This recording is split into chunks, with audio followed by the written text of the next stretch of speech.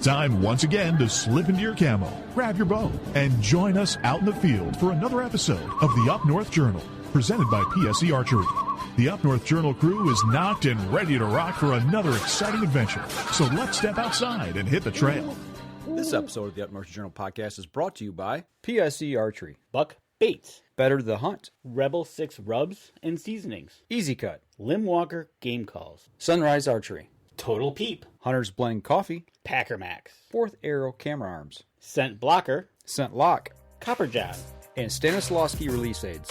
Welcome back to another episode of the Up North Journal, everybody. I'm host Mike Adams, sitting in the cabin tonight on a warm August evening, chilling out, hanging out, talking with some good friends, and I think we're going to have a pretty good show tonight. We're going to have an action-packed show tonight, but first we got to talk about some action-packed ways to support our supporters. Okay. And there's nothing better than getting over there to Rebel 6 Rubs. I had salmon tonight, and guess I had Rebel 6 Rubs on it, and it was awesome. Good for you. And if you go over to rebel6rubs.com, use the promo code North Journal, you'll get 20% off your order over there. Mm-hmm. Another proud supporter of the Up North Journal, which we're going to have them on next week, buckbaits.com. Go over there for 20% off your order when you check out. Use the promo code UpNorthJournal.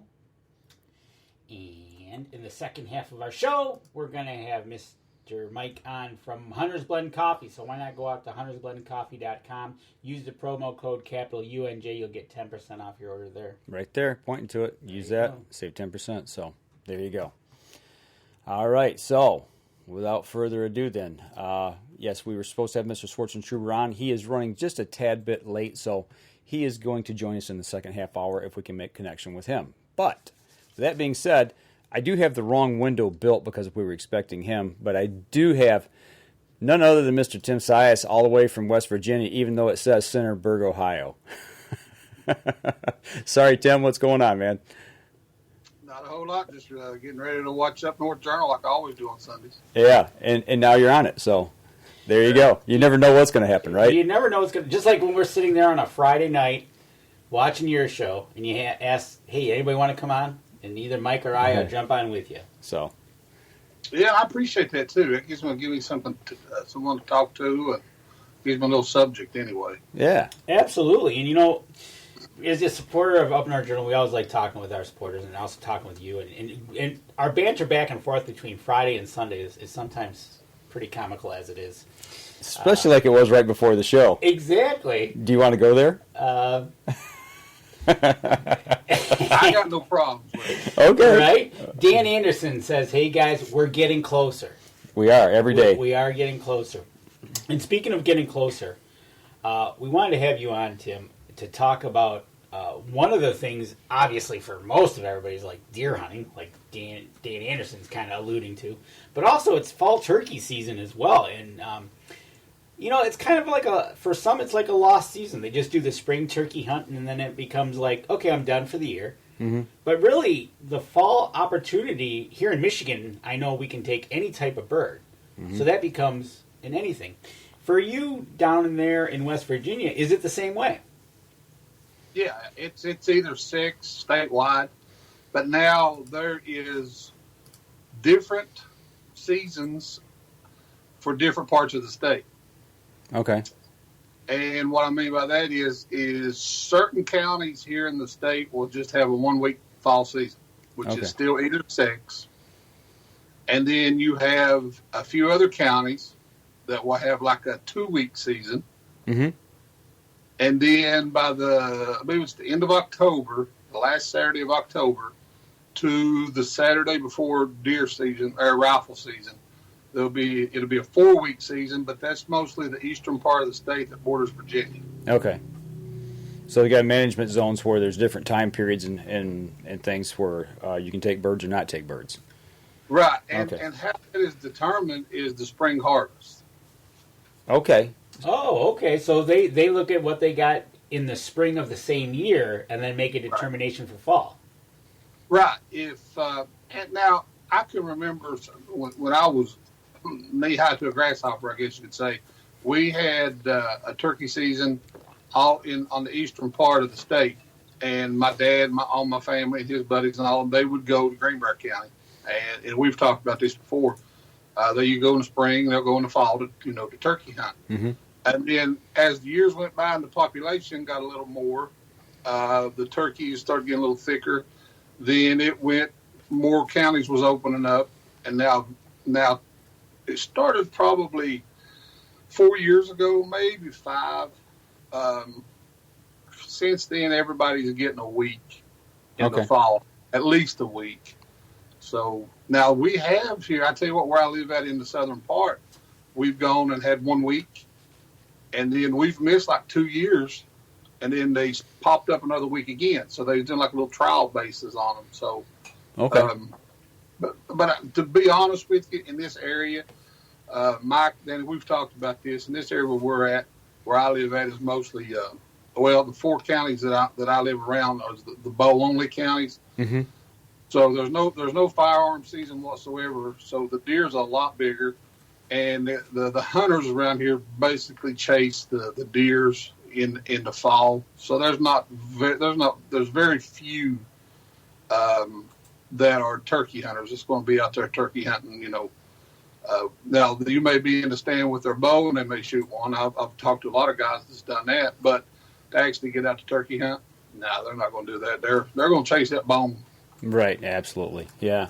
And that's the way a lot of the guys are up here. I only know of one person specifically that goes out specifically for fall turkey season. And most people they get that tag, and it's an opportunity. If one comes by, they take it, type thing. But our license has a fall comes with a fall turkey tag.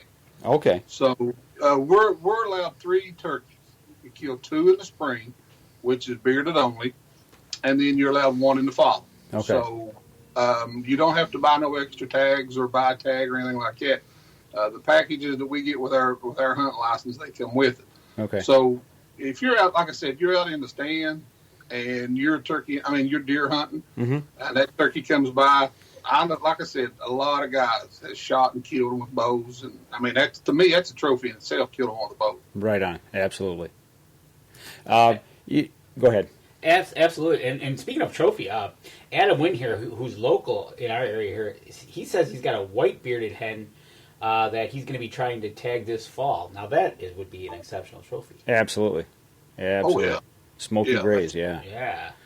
So, when we get into that fall season, if somebody's going out specifically looking for turkey and not just being opportunistic while they're deer hunting, what would you say would be the main go-to tactic? What are they looking to do to get out there for somebody who's just trying this for the first time? Well, if I do seminars or talk and stuff like that, I always say this: there's 3 things you need for turkeys: food, water, and cover. Okay. Now, you take one of those out, you're not going to have nothing. You're not going to have turkeys. But being said, you get out and you look for sign, obviously. Mm-hmm. You look for your scratching. You look for roosting places. You look for dusting, things of that nature. And then you listen, too. This time of the year, you're going to have the little Jakes and Jennies that were hatched out in the spring that's going to be keying, and they're going to be whistling, and they're going to be looking for the mama. Mm-hmm. So the mamas is going to be around them babies, and she's not going to let them go out too far. So things like that. Look, listen, check out, just scout like you normally do before season comes in, and just, prepare yourself. Now, I don't know how it is in Michigan, but like here in West Virginia, we can feed up until 2 weeks for a season. Okay. So a lot of guys, now that's on public land. Private mm-hmm. land, it's all the time. But, a lot of guys got the cameras. Mm-hmm. So that's probably the number one asset that you can have is a game camera out. And I'm sure, you guys know as well as I do, you're not going to be able the animals are not going to read for deer only. Mm-hmm. So the turkeys are going to come and eat. Right. I do have a question. I got the food aspect, I got the scratching, I got the listening to. The water aspect. When you talk about the water, are we looking for like a pond? Are we looking for ruts and roads, or a little low area in the woods where there's water standing? What are they after when they're looking for water? That Well, I tell you, when I get out in the spring and I'm looking around, my number one thing that I look at is little ruts in the road that's got water in it, because a turkey does not care to walk through water. Okay. If I see tracks in that water, they're going to drink that water regardless. So it doesn't matter, really, Danny. What you can say, probably all of the above. Okay. Okay. Creeks, the drain just coming out of our mountains, the little ponds you're talking about, little sinkholes. There's a lot. Believe it or not, there's some guys will dig sinkholes for when it rains, the water will drain into, so the animals will have something to drink. Absolutely. Actually, that's a real big thing in the last couple of years, going out onto your property and making watering holes to actually hunt over is one of the latest things in the last few years that I've noticed. A lot of people are turning to, whether it be the little blue pool or getting an excavator, making a bigger area. But making a water hole is one of the latest things that to improve on your property. Especially if you don't have water in around or close by. Yeah, if you don't have a creek or something like that goes right through your property that usually has water in it, But on tops of the mountains around here on the ridges, where these guys set their stands and everything up, I have come across a few places that this is not where they took machinery; they actually dug it out with pick and shovel. Wow! And made like say about an 8-foot diameter that might be about maybe 2 foot deep. Gotcha. And you can tell that they hand dug it by the way that it's built up around the edges. Obviously but the way the water will run through when it's raining, and it'll fill it up, and then the drainage out of the hollows that for the creeks, they're around it, and then obviously the rivers. I've seen turkeys right on the edges of the rivers, just like deer. They go. Just yesterday, we was at down to the lake, so they're me and my wife, we went fishing, and as we was going out, the deer was coming off the edges of the lake where it was hot, where they was getting a drink of water. So, and turkeys are the same way. So anything, when it gets hot, they want to drink wherever it is. I'm sure they're going to go to. Absolutely. I tell you what, we're bumping up here close to our first break. Why don't we take a quick break? We come back. You also make turkey calls, obviously, and you supply us here at the Up North Journal with what we use in the field. We'll talk about what you've been up to lately, if you don't mind, and where people can get those. Sounds good. Okay, we're going to step outside, take our first break. We'll be right back after this.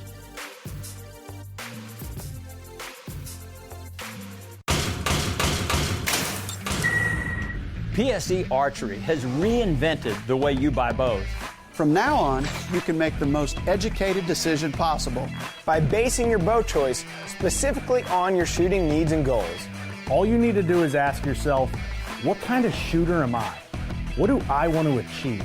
PSE will help find the right category for you. So, what kind of shooter are you? Find out at psearchery.com.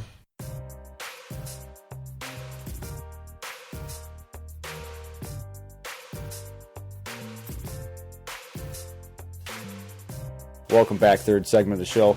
We're sitting here talking with Tim all the way down in lovely West Virginia, Danny. It's okay. Which he calls finally the... Best Virginia. There you go. Best West? I'll get it right. That's right. In Virginia for lovers, not West Virginia. I was trying to hook him up with Kenny Chesney. Okay, well... Anyway. Danny got a little confused before the show started. I'm always confused, as you can see by the video that I showed you prior to the show. Yeah, and we might show that this week. We talked about it last week. If not, we'll show it next week for sure. But anyways, so Tim, you've been doing a couple live things and showing off, but you've been working on some calls for the year. You've been working on some per plates. What you got going on down there?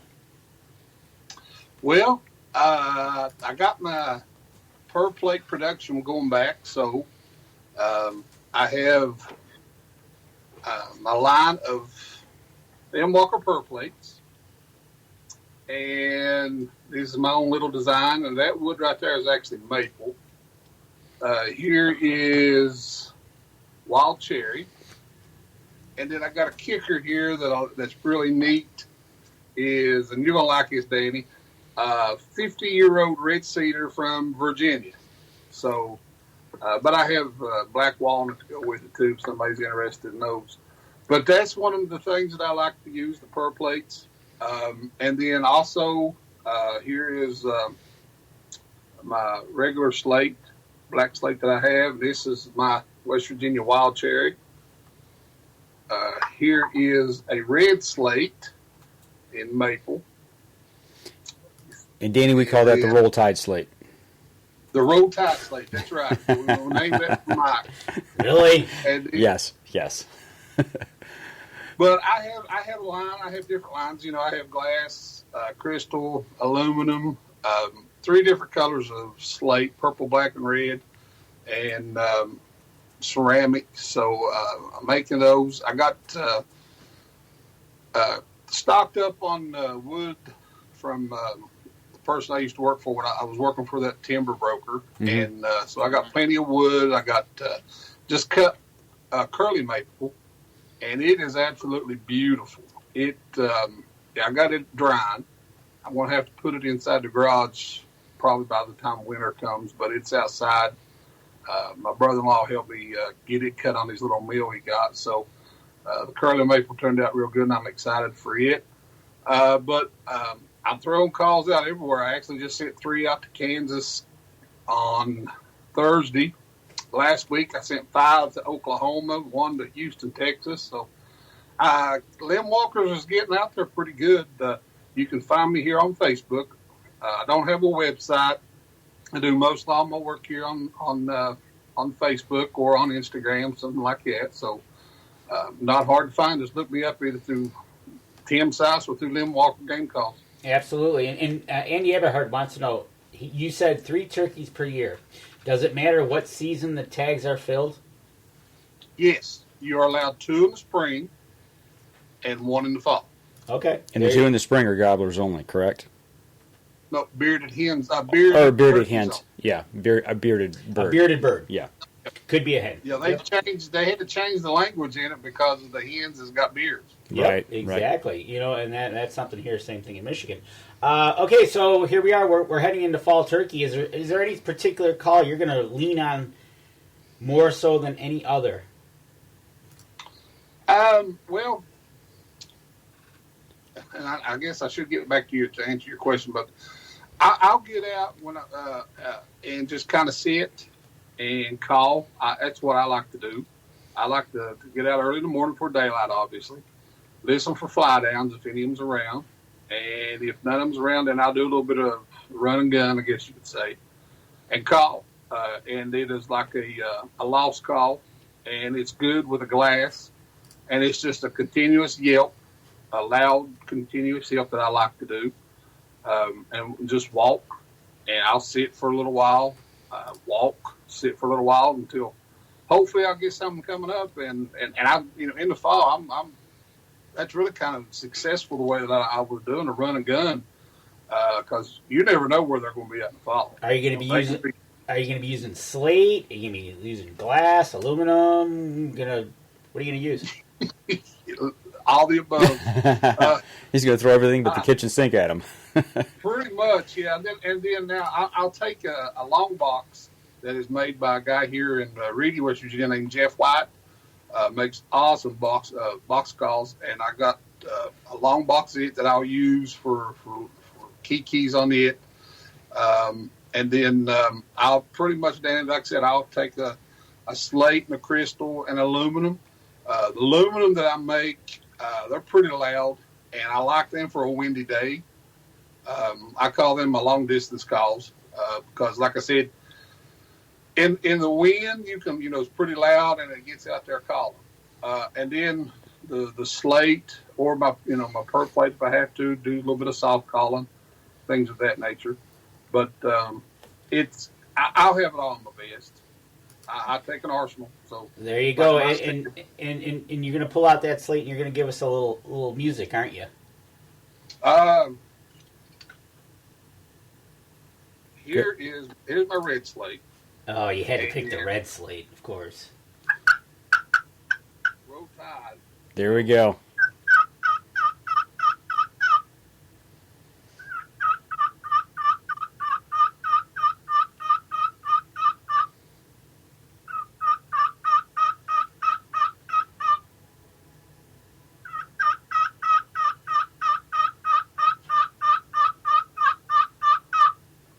do them for a few series. That sounds like victory to me.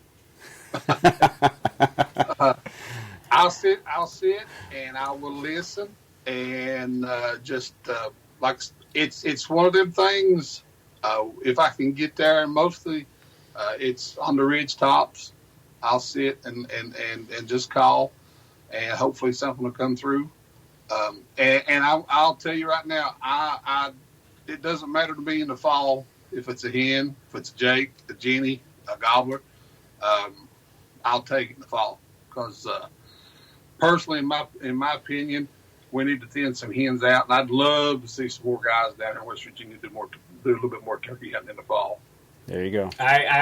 Well, last year when I was up in the UP hunting, and I had 24 jakes and jennies and hens come in. Yeah, I agree with you there.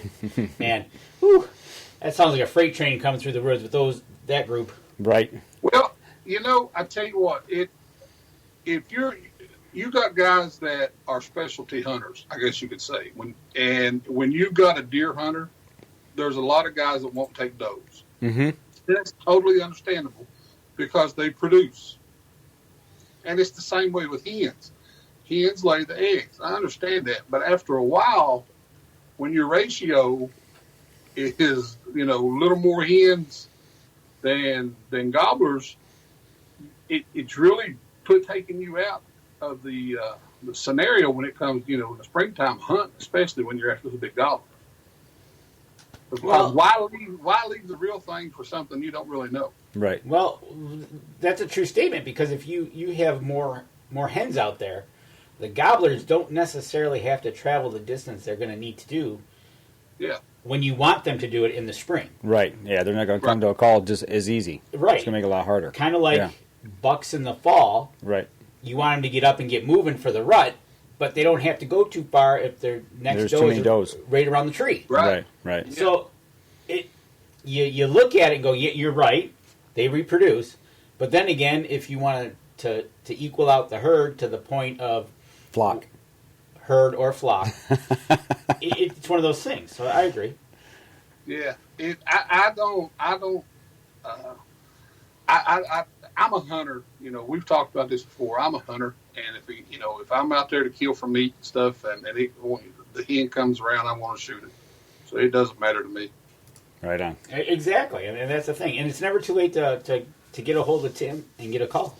Well, it'd be a great gift for the upcoming Christmas season for that turkey hunter in your family. Absolutely. So. And also too, personalized calls. I've had, and it just started out with somebody called me and asked me, "Can I do it?" I can do your favorite ball team. Mm-hmm. I can do pictures of someone, like if you've got a picture of you and a buddy that you want to keep, for a keepsake or something. Mm-hmm. I can get those printed out. I can, put them inside of a glass call. It would be similar to which I know it's not that great, but it'd be similar to this. That's one of my old logos. But the picture would be what you want. The decal in there. I've made a lot of college teams. I just actually made one for a coach from the old high school that I went to. The Hillbillies. The Hillbillies, yeah, we're the Hillbillies, go blue. But I've made them for college. I've got some that I've sent out, made for a guy that him and his father-in-law and his son was on a turkey hunt, and he wanted one made for his father-in-law, so I got that done. So if you got something you want personalized for something you want to keep for a while, I can do that for you. So that's awesome. There you go. I know he did one for the O-Town boys. Yep, he did one for the O-Town boys. That was a memorial type call. That was awesome and well done. Sounds like we need an Up North Journal for spring next year. Yeah, there you go. The Up North Journal Special Edition. There you go. Yeah. That'd be the Red Slate Edition. I did some for a guy like you said, special, like a limited edition. Right. Limited time only. I did some for him and had them. Actually, I can get engraving services if you want somebody's name engraved on it. I can get that done and like the date and maybe a little phrase or somebody like that. I can get all that done, or I can just stamp my limb walker on the back and have the picture on the inside of it and go from there. So all right, sweet. That's cool. Gotta like that. Yeah, absolutely. Any other tips or advice you'd give us for the fall turkey hunt that we haven't talked about yet? Get out and hunt. Get out and hunt. There you go. You can't get them from your front. Well, some people might be able to, but not us. Just like I said before, you find a food source. The turkey's going to be around, right? And for the signs and everything. And it's like I was talking to my nephew this morning. He was out fishing, and he said, all I'm doing is wetting a line. I said, well, that's why they call it catching, and I mean, it's why they call it fishing and not catching. And it's the same way with hunting. That's why they call it hunting and not killing. Right. Get out, enjoy the woods, and you're not going to make the wrong call. First of all, you're not a turkey, so if you've never turkey hunted or if you're a seasoned veteran, you're going to scratch and do something or squeak a call. Everybody does it, and there's nothing wrong with it. You get out and learn, and I tell everybody, practice. Go out on the porch, pick up your call. If it's a mouse call, a box call, a scratch, a pot call like I make or what have you, get out and do it and practice and learn and just, I'll tell you something, videos, YouTube or here on Facebook. I've seen a lot of guys that put them out there. You just got, get a grasp for it and learn the calls, different calls. Now, in the fall, compared to the spring, is totally different. Right. In the spring, you're defining nature by calling that gobbler to you. Well, in the fall, you've got to go out and actually, locate them, find them. Now, some guys, I should say this too, will bust the flock up and call them back. Right. And then some is starting to pick up real big here in West Virginia is using dogs. Really? And I know, up north in Pennsylvania, New York, and them areas, it's been there for a while. But you'll use like an Irish setter or some sort of a spaniel, Brittany or something like that. They've trained them to where they'll go bust them up, and those dogs will come back. And they're trained to sit right beside them, and the hunter will cover them up with a burlap sack or something camouflaged, and call them turkeys back into them. Wow. It's sort of like grouse hunting. Mm-hmm. You get out there, and it's a little further, and you're going to bust. Dogs will bust them up. Mm-hmm. It's to me, it looks like it'll be a lot of fun. I've never actually done it before, but it looks like a lot of fun if you like hunting with dogs. You know what? And Tim, as far as somebody shooting a crossbow, being asked is, where would you shoot a turkey with an arrow, specifically shooting a crossbow? Well, if you're that good, shoot it in the head, but in the body. Shoot it in the chest area, something of that nature. And I'm probably that would probably get a good with the expandables or whatever you're going to use and stuff like that. That'll probably hit one of the organs, and it'll take it down. It might flop off a little bit for a little while, but you get it in the body, you'll get the turkey. Yeah, especially with depending on speaking specifically of a crossbow, and if they're close enough, it's gonna blow right through it, and pretty much it's gonna run off. Yep. So so don't worry. As long as you hit it in the body, you should be doing pretty good, whether you're using an expandable or a solid broadhead. Jump up and stop the flop. Yep, there you go. There you go. Hey, and I tell you what, I don't know if you guys have ever seen the gobbler guillotines. Yes. Yeah. Yes. That right there is some wicked broadheads for bow hunting. It is. So that's why I said if you can shoot them in the head, more power to you. But right. I'll go for the body with a bow. Right. Yeah. I tell you what, I'll just keep my shotgun. To be honest with you. There you go. Well, that would be good too. But if I'm going to be in a tree this October and I got my license and they come by, I'm whacking one. Right. Oh, I don't blame you a bit as far as that. Ours is going to be here where I live is going to be the second week of October. So I'm looking forward to it. I'll be out trying to get me another fall. I haven't killed a fall one in probably about 5 years.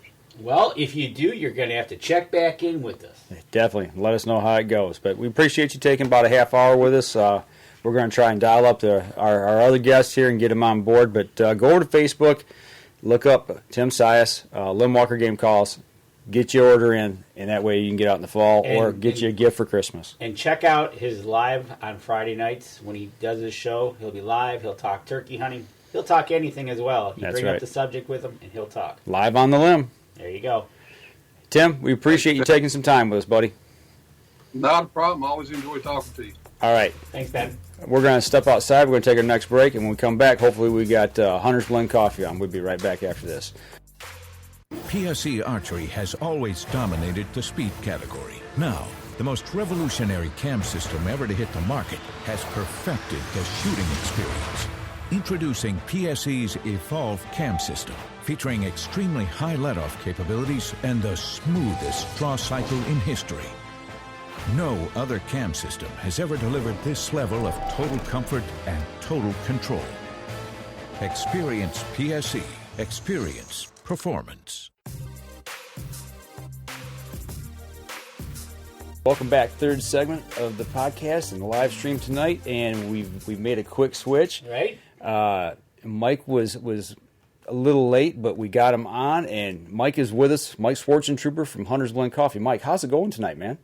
Hey, doing okay. Hi, Mike and Danny. Great to get on here, so I appreciate your patience. Oh, not a problem, man. Glad to have you. All. You know, it's good to see you. It's good to talk to you. We've got the Hunter's Blend rocking here in the house tonight, as yes, always. Sir. So, taking mine straight black. Danny still likes his with that creamer stuff in. I know you guys have done some special videos with the creamers. It makes me feel special when he does it. Well, it's good, clean fun, but we don't judge. So, to each his own. Right. Well, we were down at ATA and we saw you guys down there. You guys had some new things coming out. We talked a little bit about it, but for those who are watching tonight, tell us where Hunter's Blend's at right now with what's going on with you guys.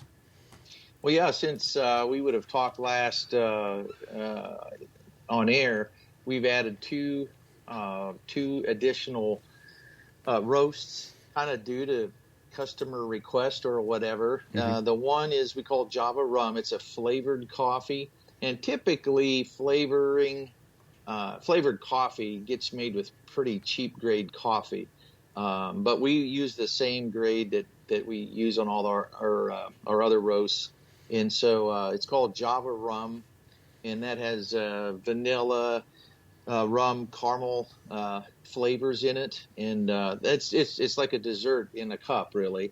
And then we also there's a certain segment of coffee drinkers, especially younger persuasion than myself, that like light roast. And so we have one we called Dawn's Early Light. My wife Melanie actually came up with that name. I thought it was pretty good. Mm-hmm. So it's a light roast coffee. So we've added those two.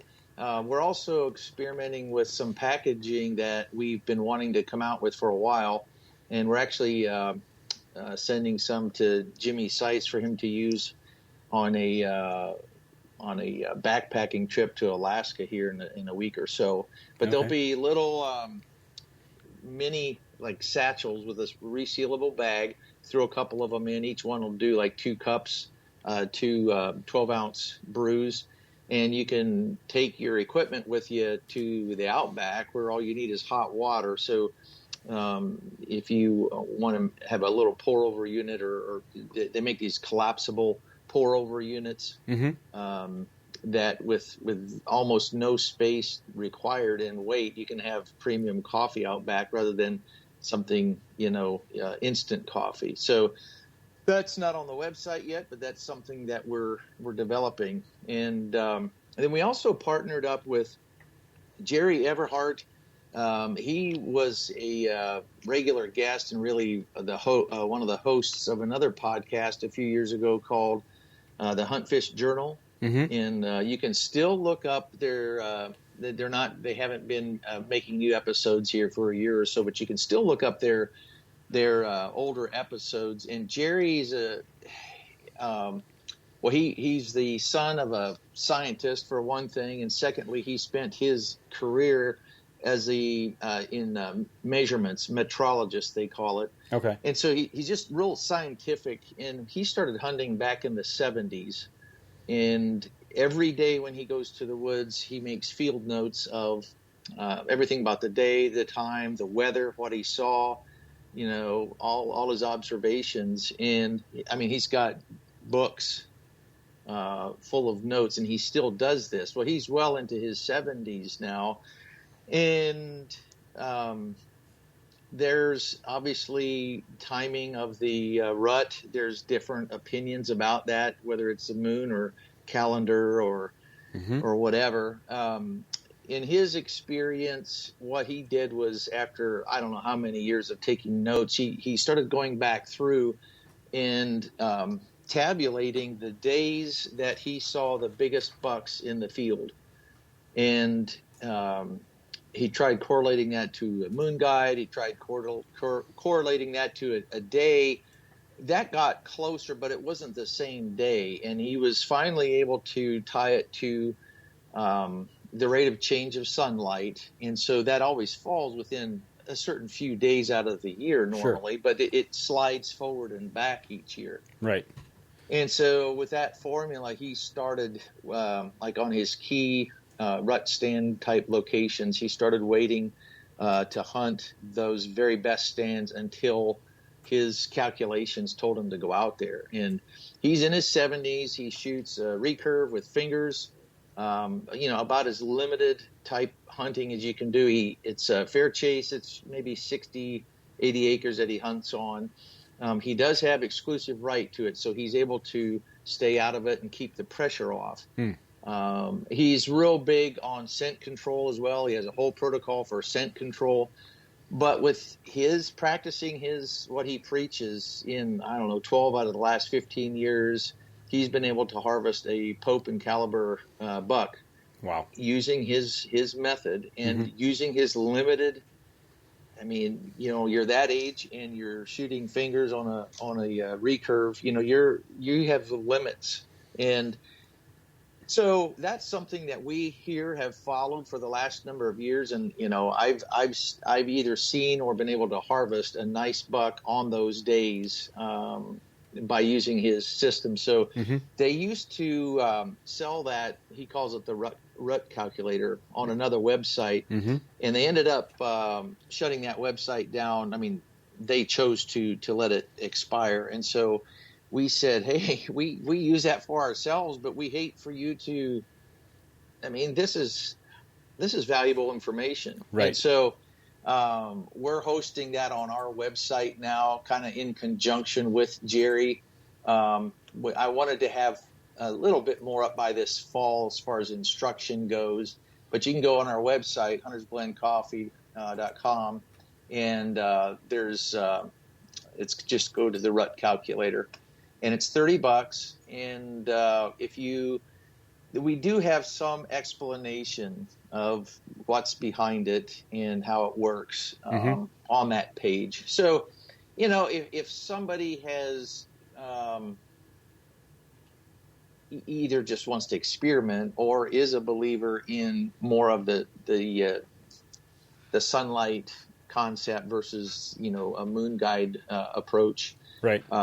This might be worthwhile checking out. But I was like the hair club for men or whatever. I was a customer before I, right? So anyways, that's something new. That was a little longer. I meant to talk about that, but that's cool. Those well, it's a product you believe in. Yeah, it is. Yeah, it is. Well, and you and I have talked about that before. Okay. Quite extensively, I think last year. I mean, off camera, obviously, but and I talked to one of the guys from that podcast. Actually, Danny and I met him at the grand opening of the Cabela's in Chesterfield. Yes. Okay. And so yeah, we're familiar with those guys a little bit, and we've talked with them. But I know exactly what you're talking about. So good. That's awesome. Yeah. So that's those are some things that we've done or working on and changes. So we do want to get that those smaller backpack packets available on the website. So we're still kind of developing those, but that should be coming. Okay, and then you said the package that you put the coffee, that's a sealable, reusable packet? Yeah, I mean, you wouldn't, I didn't think about it. Depends on your how you're going to brew it as far as how coarse of a grind that we put in there. So we'll probably have to determine, is this for a pour over or for a French press? I mean, most people, Jimmy Seitz is taking a French press with him. But most people on a backpack trip probably would just do a pour over, because you can get a collapsible silicone cone that you literally can squash flat. Right. And, pack in a couple of filters and got water. That's all you need is hot water, and pour it over and let it, set a minute, and then you're good to go. So, but those would be, a Ziploc bag, so they stay, so it stays tight. If we put it in the foil packets, they'll blow up like pillows, with the off gas, because it's fresh coffee when we package it. So it has to be something that packs, in a compact way and survives the trip. So, there's something about coffee that goes in conjunction with either hunting or fishing, the outdoors, whatever. It's just, but for hunters and fishermen, there's just a strong connection with coffee. I mean, if you guys talked about that in anything at all? Has anybody really expressed any deep interest in that and talking as to why? It's part of that's a good question, the why. I mean, if I just look at myself, it's part of the ritual of getting up early for a lot of people. Obviously not everybody, but for a lot of people, it's just kind of one of those things you do along with whatever else. And then it becomes part of the experience. So even, I was on I may have told you guys this, I don't remember. I was on a elk trip 4 or 5 years ago with a friend and his cousin, and none of us were probably quite ready for that experience, but it was an incredible horseback camping trip, and we did call in one bull, which was really cool. But that last morning, the guy that had brought the coffee was, and I don't know why I didn't bring it, but anyways, he was just bringing coffee for himself. So he was making this stretch through the week. And that last morning, that coffee was like tea, barely tea. I mean, it was so light, but you know what? I thought it was still really good. Right. You're up at 9,000 feet, out in Wyoming with what you see there. I mean, it was still good. So really, it kind of goes with the whole experience. I think it becomes part of just what you do. And then if it's good coffee, then that's just even better. The way you talk about it, and the way Mike just talked about it, just thinking in general, it's almost like the ritual part of getting up, talking amongst the group who you're with, maybe going over the day's events. And even it kind of falls in line to the end of the night if you had a bonfire. Sitting around the bonfire doing the same thing. But in the morning, you're not sitting around the bonfire. You're sitting around with coffee. So it's almost like a common denominator. And it brings you all together. And like you said, at 9,000 feet in Wyoming, you're what you had made it all that much better. And you were with friends, and it just and that makes it the world a lot better. Yeah, I think you hit the nail on the head. It's very social. It is like having a beer around the campfire at the end of the day. It's like, why beer? It's just kind of part of the whole thing. And I think, coffee in the morning, sitting around the table or out on the porch or whatever. It just kind of around in the chair outside the tent or wherever you're at. It all just goes with it. Exactly, and that's one of the things that brings hunters, fishermen, outdoors people together. Whether you're backpacking, you're hunting, whatever you're doing, it's that first thing you do in the morning. It's that Yeah. It's that whether you're a coffee person, a hot chocolate person, it's something that you do together. Well, and there's a couple comments on here. Diane says, in general, the outdoors and coffee just go together. Eric says, hard to beat cowboy coffee and a percolator. And and that's true. It's just those things that bind us together during those times. So yeah. Yep, sure is. I tell you what, we're bumping up on our last break here, so we'll take our last break. We come back, we'll continue the conversation. And I've still got about a half a cup of my coffee here, so maybe I'll finish it before the end of the show. We'll see. All right. All right, we step outside. We'll be right back after this.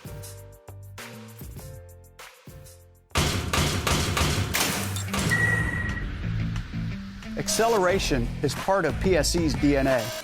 PSE pioneered the speed movement.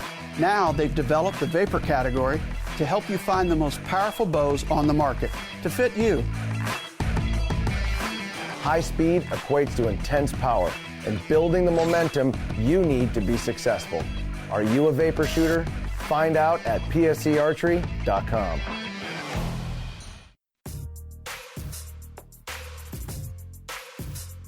Welcome back. Last segment of the show, we're talking with Mike Schwartzentruber of Hunter's Blend Coffee, one of our proud supporters here at Up North Journal, and we thank them for what they do for us here. Speaking of doing things for us, there was a little bit of work that was done behind the scenes, and I don't know if we can talk about this yet, so I'm going to leave that up to you, because you sprung a little secret to me about 2-3 weeks ago. Is that are we able to talk about that or no?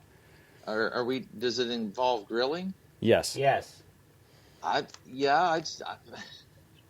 Sure. Okay. I would say I don't know anything official yet, but or do we want to keep that under wraps until a later date? No, I think it's okay to talk about it. There's no official release or anything like that, but we can talk about what's being worked on. Okay. Well, the floor is yours, my friend. Well, you were kind enough to introduce us to the guys from Rebel 6 Rubs. And so we sent them some coffee to add to their steak rub recipes. They came up with 3 test recipes. Mm-hmm.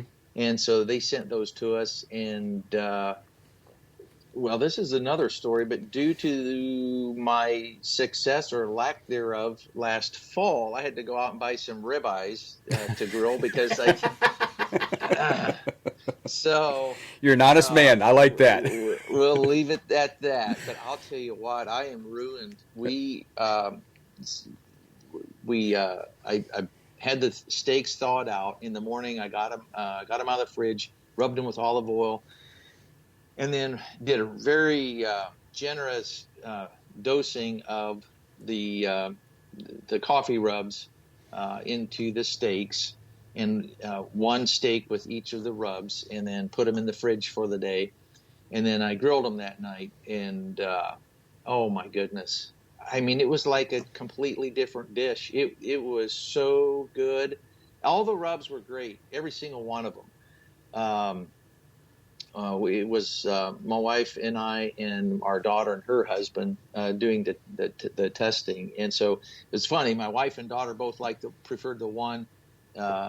My son-in-law and I both preferred another one, but they were still 1 and 2 for both of us. And they could take the third one that was our last pick, and it would be so good. So that was maybe one of the few people that hadn't used a coffee rub like that on a steak before, but I am sold. So we even put the stuff into our hamburgers last night before I grilled them, and those were really good too. But so I don't know. They're going to have to they sent out a bunch of samples. We hooked them up with a few other people to try out as well. So okay. They were going to kind of wait to hear back what people preferred as their go-to flavor, and they'd like to incorporate Hunter's Blend into their their coffee rubs for steaks. So that's awesome. I appreciate Mike you making that introduction for us, and I'm really excited to see what they end up, coming out with. Well, I think they ought to call it the Up North Journal Coffee Rub, Hunter's Blend They Coffee probably Rub. should. The They Rebel probably 6 Hunters. should. Yeah, we got to get something in there. But no, Right. It's just putting great people together, and sharing experiences and products and things, and that's what we love to do. And I was, we were here more than happy to help out with that. But I'm anxiously awaiting to try that, because when you contacted me about it, I was just like, okay, it's that good. We've got to try this. Right? It was like I just said, I'm ruined. I mean, this is not. I'm serious. I hope now the next time I eat it, it's as good as what I remember. It was so good that I hope I'm not now overblowing it to myself, because it was literally one of, if not best, steaks that I've ever had. So I'm sold. I'm looking forward to it. And all right, and we'll be looking forward to it, and when they come out with it, and definitely got to try it. Maybe we'll have to try that live on the show. Oh yeah, you think? Yeah, right? So yes. Oh, that's maybe good. we'll try it on some venison. There you go. Yeah, there you go. The appropriate. That's right. Well, if it works on any type of meat, it works good. So, that's right. I'm sure. If we have to run to the store like you did, we'll do that too. Yeah, Well, that's right. But if we can get some back straps or something and put it in there, we'll do it as well. All Yeah. right. Yeah. Well, looking forward. I don't know if we're going to be able to be at ATA this year or not. It's hard to say if we're going to be able to. We don't know what's going to happen with everything that's going on. But yep. If that's the case, is there any new flavors we're looking at in the future? Are we sticking with the 4, or do you not want to give that information out just yet? No, that's fine. We at this point we're not planning to add another roast. I'm not down the road. It would probably make sense, but at this point we have a dark, a medium, which is still our original roast is a medium, but it's still very bold. Right. And then the light roast, and then a flavored. So you can always add more, but that does cover the spectrum pretty well. We do have some espresso bars, which is chocolate bars with espresso beans in it. Those are really good. You get that coffee bite in there with the chocolate. Those are really good. And Paul's experimenting with importing cacao and making chocolate. So he's making these. He's got a whole process, and he's making his own chocolate now. So those will, that'll hopefully end up being incorporated into our own bars. He's being his own little mad scientist over right. at his house. He right? is. Oh yeah. He's always working on something. I'll tell you what, there's nothing you guys don't try. I swear. And that's good. Being open-minded is great for business because you don't get into a rut. You don't get put into a silo. You're like you said, you're talking coffees, you're talking chocolates, you're talking deer calculator. Yeah, and steak rubs. And steak rubs. Oh, yeah, steak rubs. I'm sold. Yeah. That's good stuff right there. Well, I guess we would ask you about your season, but you said you had to go buy meat to taste the rub with. I had to go buy meat. I didn't get out early, and so about roughly second week in November when I was planning to hunt the rut. Now I hunt. Literally, we have 5 acres. About 2 acres of it has trees along a creek bottom that connects 2 pieces of woods. So, from a strategic standpoint, it's very good. It's in a bottleneck. We can have mineral or bait year round. So I have a salt block out there all the time, and I do one of the other key components of Jerry Everhart's rut method is to build mock scrapes. And in his experience, doing 1 or 2 didn't really affect deer behavior. But when he got to 5, 6, 7, 8 at each stand location, that seemed to dramatically change buck behavior and pull them in a lot more. So around each one of my primary stands, I would say for I'll have at least 6 or 7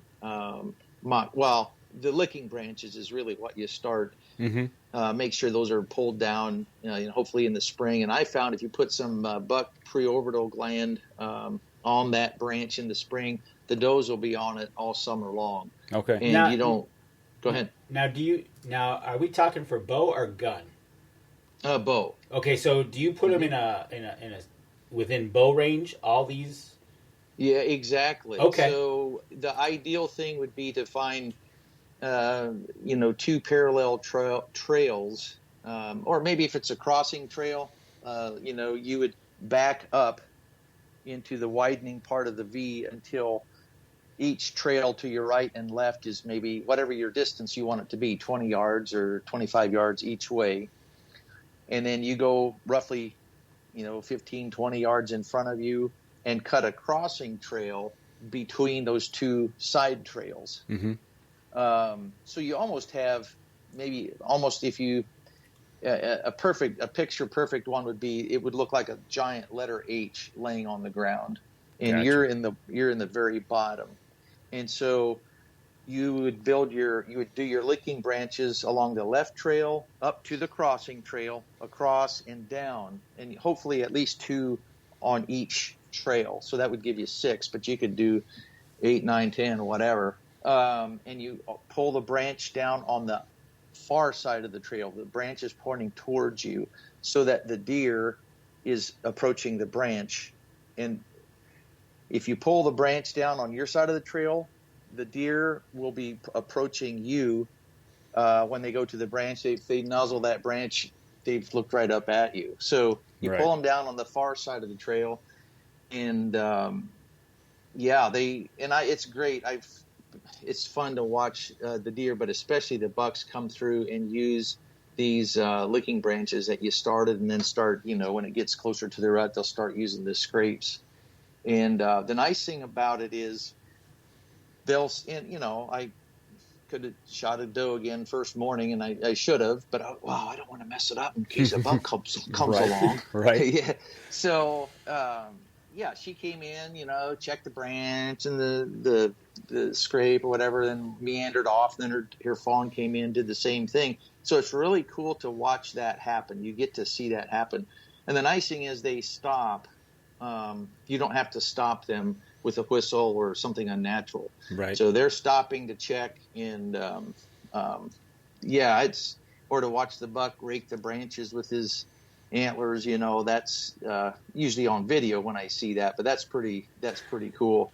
But I was, since I hunt on 5 acres here, and then across the road there's a woods. I've got a stand or 2 over there, but that's a small woods. That's primarily I hunt a 5-acre slice there out of maybe 25 acres of woods, but it's surrounded on 3 sides by cut row crops and houses on the roadside. So it's a little island. It's not conducive to holding big bucks by any stretch, but there's usually 6 or 8 resident does and fawns there. And so the bucks come to that woods during the rut. And so I have my scrape set up there. That's how I got my deer a year ago. 2 years ago now. He came in, it was the first day I hunted over there. It was the first day according to that rut calculator. Mm-hmm. He came in and he went to one branch, went to the next branch, and was nuzzling it when I shot him. Okay. And that was as textbook, that's how you want it to go. Right. But but last fall I held off on those does, and then, I kind of messed up an opportunity at a pretty nice buck.